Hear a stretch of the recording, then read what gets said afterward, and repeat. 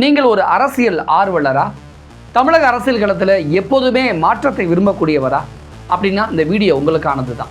நாம் தமிழர் கட்சியின் சீமானை பற்றி தான் இந்த வீடியோ முழுக்க நம்ம பார்க்க போகிறோம். ஹாய் மக்களே.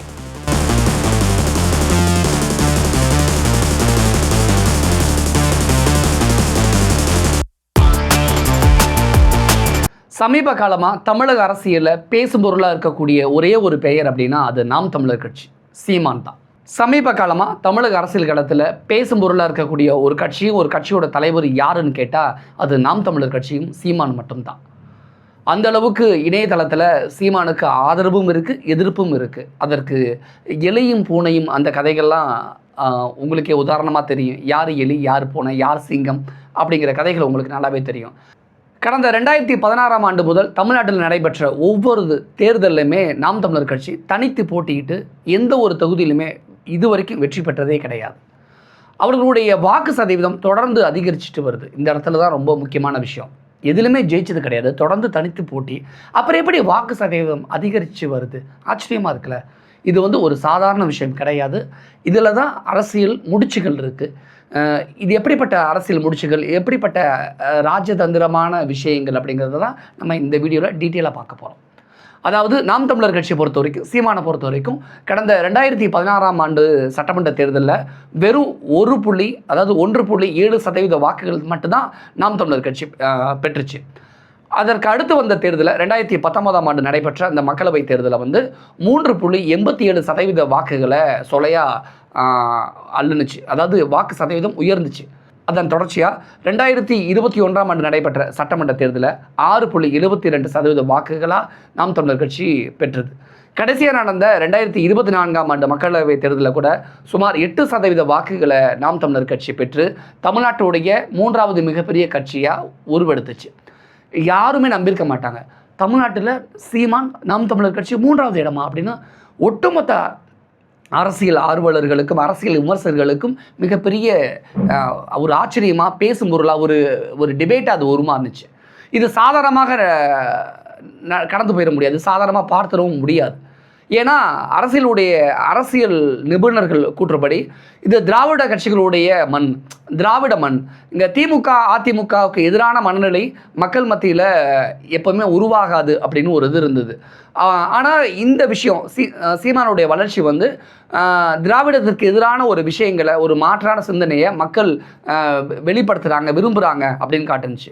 அது மட்டும் கிடையாது, இளைஞர்கள் மத்தியில் நாம் தமிழர் கட்சி ஒரு பெரிய மாற்றத்திற்கான சக்தியாக உருவெடுத்து வருது அப்படின்னு தான் இது பொதுவெளியில் பார்க்கப்பட்டுச்சு. சரி, நாம் தமிழர் கட்சியோடைய வாக்கு சதவீதம் அதிகரிச்சிருக்கு, ஆனால் வெற்றி மட்டும் ஏன் கிடைக்கல அப்படிங்கிற ஒரு மிகப்பெரிய கேள்வி நாம் தமிழர் கட்சிக்கு முன்னாடி இருக்குது. இதற்கான விடை பல காரணங்களில் ஒளிஞ்சிருக்கு. அதுதான் ஒவ்வொரு காரணமாக இப்போ நம்ம அலசி ஆராயலாம். முதலாவது காரணம், நாம் தமிழர் கட்சியுடைய கொள்கைகளும் பேச்சுக்களும் சில நேரங்களில் மக்கள் மத்தியில் ஒரு விதமான பிளவை ஏற்படுத்துது அப்படின்னு பேசும் பொருள் அரசியல் விமர்சகர்களால் முன்வைக்கக்கூடிய ஒரு காரணம்.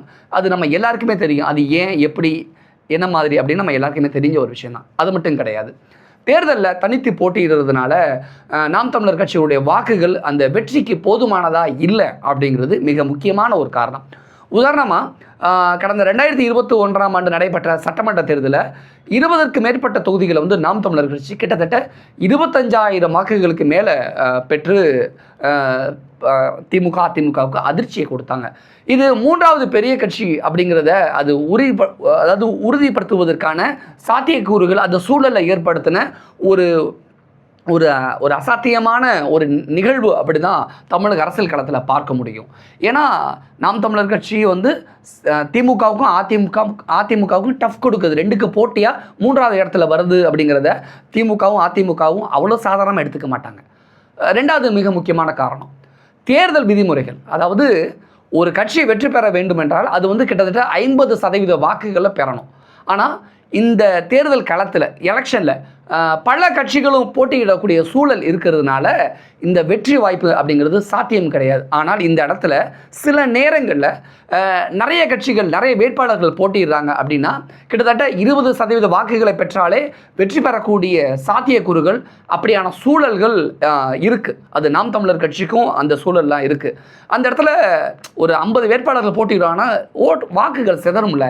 அப்போ அதிக சதவீத 20% வாக்குகள் பெற்றாலே வெற்றிங்கிற சூழல் அப்படி ஒரு பை லக் பை சான்ஸ் நாம் தமிழர் கட்சிக்கு அந்த இடத்துல இருக்குது. இப்படி கூட்டணி இல்லாமல் தனித்து போட்டிடுறதுனாலையோ தேர்தல் களத்தில் நிறைய வேட்பாளர்களை போட்டிடுறதுனால வாக்குகள் சிதறதுனால நாம் தமிழர் கட்சிக்கு வெற்றி வாய்ப்புங்கிறது ஒரு சவாலாக ஒரு சேலஞ்சாகவே இருக்குது. இப்படி ஒவ்வொரு தேர்தலையுமே நாம் தமிழர் கட்சி சீமான் கூட்டணி இல்லாமல் தனித்து போட்டிடுறதுனால அந்த தேர்தல் களத்தில் பல்வேறு வேட்பாளர்கள் நிறைய வேட்பாளர்கள் போட்டிடுறதுனால வாக்குகள் இயல்பாக சிதறுது.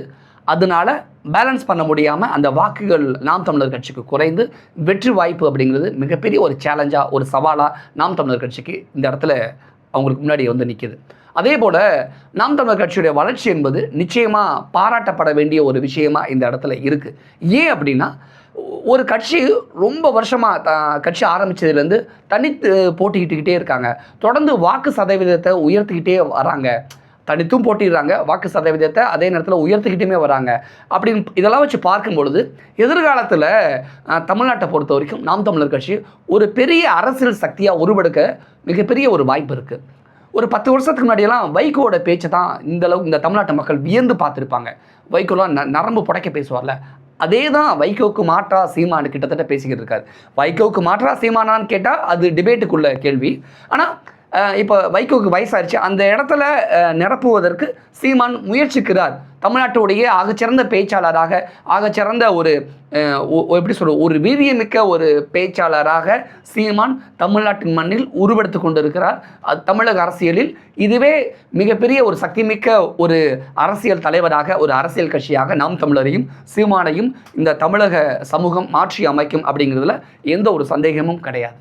நாம் தமிழர் கட்சி போட்டியிடக்கூடிய எல்லா தேர்தலையுமே தொடர்ந்து தோல்வி தானே தழுவுகுது. அதுக்கு இவ்வளோ காரணங்களை அடுக்குறீங்க. ஆனால் நாம் தமிழர் கட்சி தேர்தலில் வெற்றி பெறுவதற்கு என்ன செய்யணும் அப்படிங்கிற ஒரு கேள்வி இருக்கல. அந்த கேள்விக்கு என்ன பதில் அப்படின்னா, ஒருவேளை பிரதான கட்சிகளாக இருக்கக்கூடிய அதிமுக திமுக கட்சியோட நாம் தமிழர் கட்சி கூட்டணி அமைத்தால் வெற்றி வாய்ப்பு அதிகமாக இருக்குது அப்படின்னு பரவலாக பொதுவாக எல்லாருக்குமே ஒரு தெரிஞ்ச பதில். அல்லது நாம் தமிழர் கட்சி தனக்கான ஒரு வெற்றி கூட்டணியை புதுசாக உருவாக்க ட்ரை பண்ணணும். இப்போ விஜய் தமிழக வெற்றி கழகத்தின் தலைவர் விஜய் தனக்கான கூட்டணியை உருவாக்க முயற்சிக்கிறார்ல, விடாபடியாக இருக்கிறார்ல, அந்த மாதிரி சீமான் ஏன் முயற்சிக்க கூடாதுங்கிற ஒரு கேள்வி இருக்குது. சீமான் இப்படி தன்னுடைய பேச்சுக்களை மாற்றி அமைத்து மக்களை போய் சென்றடைந்தால் நாம் தமிழர் கட்சி வெற்றி பெறுமா அப்படிங்கிற ஒரு கேள்வியாகவே இருந்தாலும் கூட அதனுடைய வளர்ச்சிங்கிறது தமிழக அரசியலில் ஒரு பெரிய மாற்றத்தை உருவாக்கி கொண்டு இருக்கிறது. உருவாக்கும் அப்படிங்கிறது தான் மறக்க முடியாத ஒரு உண்மையாக இருக்குது. ஏன்னா ஊரில் விஜய்க்கு அதிகப்படியான இளைஞர்களுடைய செல்வாக்கு அதிகரிச்சிருக்கு, உயர்ந்திருக்கு அப்படின்னு நம்ம இப்போ சொல்கிறோம். ஆனால் இதுவே ஒரு 5 வருஷம் 10 வருஷம் 15 வருஷத்துக்கு முன்னாடி காலங்காலமாக இந்த டயலாக்கை நம்ம சீமானுக்கு சொல்லிக்கிட்டு இருந்தோம். சீமானுக்கு இளைஞருடைய வாக்கு சதவீதம் அதிகரிச்சிருக்கு அப்படின்னு. அப்போ விஜய் வந்ததுனால அந்த வாக்கு சதவீதம் சிதறலாம்.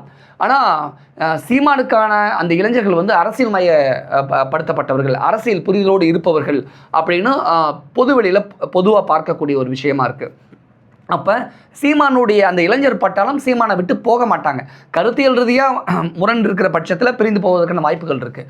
ஆனால் விஜய்க்கு இருக்கக்கூடிய எழுச்சியில் கிட்டத்தட்ட சரிக்கு சமமான ஒரு எழுச்சி ஒரு இளைஞர் பட்டாலும் சீமானுக்கு இருக்குது. அதனால தான் இணையதளத்தில் சமூக வலைத்தளங்களில் தாவேக்காவும் நாம் தமிழர் கட்சியும் தொடர்ந்து மோதிக்கிட்டு இருக்காங்க. ஒரு கட்சி இன்னொரு கட்சிக்கு சலித்தது கிடையாது அப்படின்ட்டு அந்த சமூக வலைதள சண்டைகள், சமூக வலைதள போராட்டம், சமூக வலைதள புரட்சிகள்லாம் நாம் தமிழர் கட்சியும் சரி தாவேக்காவும் சரி தொடர்ந்து செஞ்சுக்கிட்டு இருக்காங்க. ஸோ இளைஞர் மத்தியில் நாம் தமிழர் கட்சிக்கான மவுஸ் இன்னமும் குறையலை. எதிர்காலத்தில் மிகப்பெரிய ஒரு சக்தியாக உருவெடுப்பதற்கான எல்லா விதமான சாத்தியக்கூறுகளும் சூழலும் நாம் தமிழர் கட்சிக்கு சீமானுக்கு கணிஞ்சிருக்கு. ஸோ இந்த இடத்துல சீமான் தன்னை இன்னும் கொஞ்சம் மெருகேற்றிக் கொள்ள வேண்டும், தன்னுடைய பேச்சுகளை மாற்றி அமைக்க வேண்டும், தன்னுடைய முடிவுகளிலிருந்து இன்னும் சில சரியான ஆலோசனைகளை பெற்று இன்னும் சரியான முடிவுகளை எடுக்க வேண்டும் அப்படிங்கிறத விஷயங்களை முன் வச்சுக்கிறோம். சீமான் இந்த டாப்பிக்கை பற்றி நீங்கள் என்ன நினைக்கிறீங்க அப்படிங்கிறத உங்களுடைய கருத்துக்களையும் கீழே கமெண்ட்ஸில் பதிவிடுங்க. நன்றி, வணக்கம்.